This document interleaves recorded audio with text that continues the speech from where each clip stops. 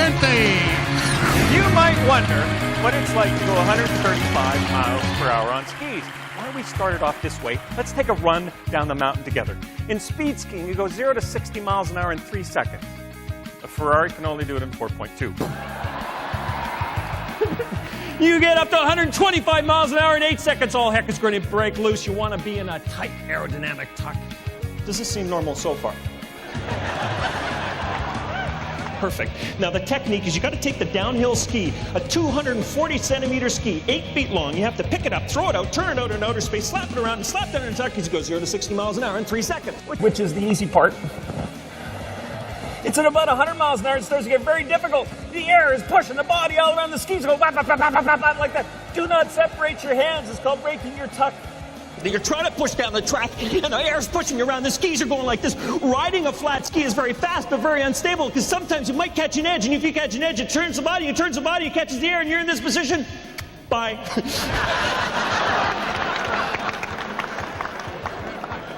Don't worry, I won't fall off the chair. I'm a professional.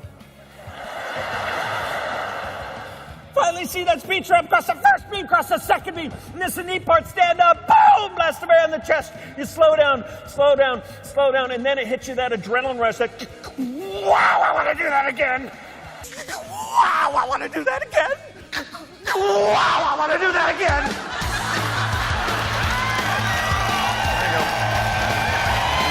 There you go.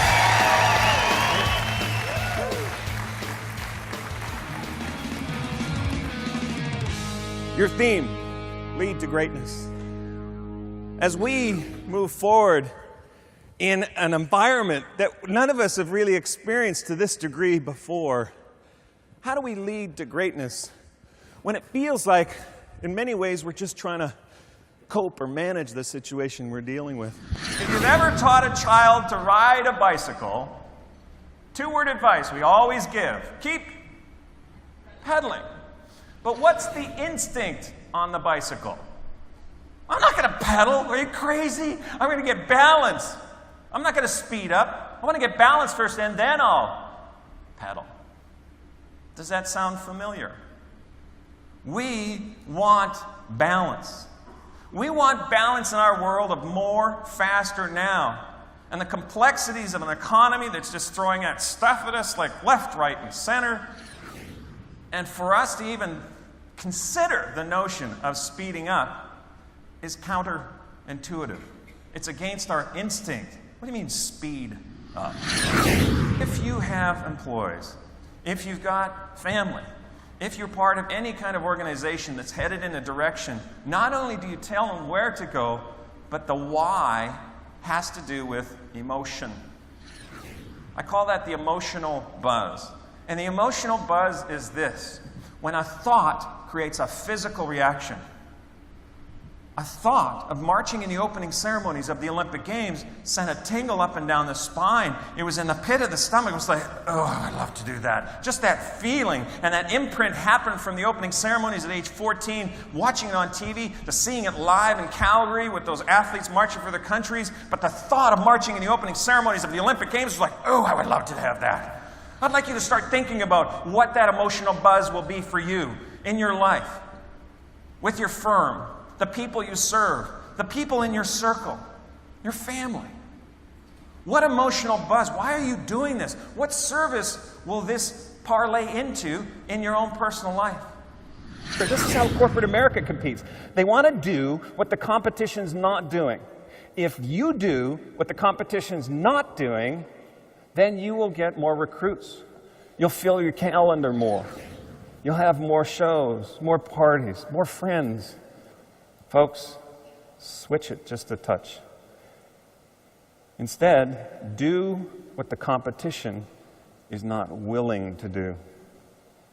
And to do what the competition's not willing to do literally changes the game, because the question then becomes, what is that competition not willing to do? That high performer, typically, those are the things you're not willing to do either. Take that metaphorical mirror and be really, really, really honest. And say, what am I not willing to do?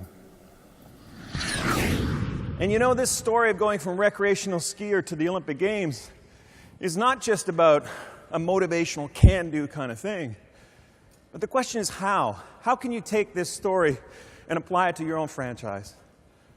Being able to lead to greatness, lead others to follow you. And bottom line, I want this for all of us in this room to have fun.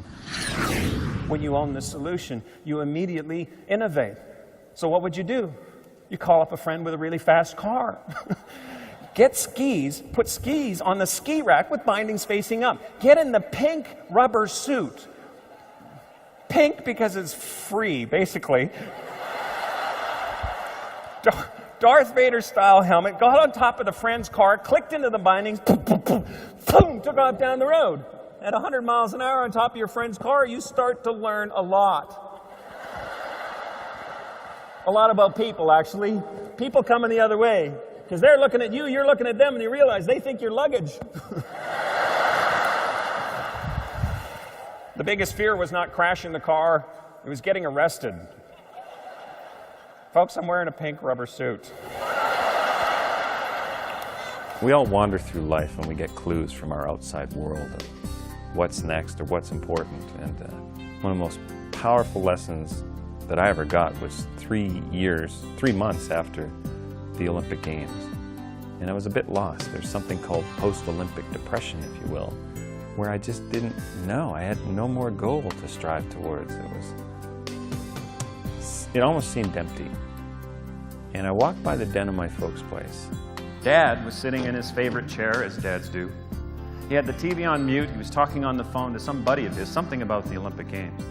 I wandered by and heard these exact words.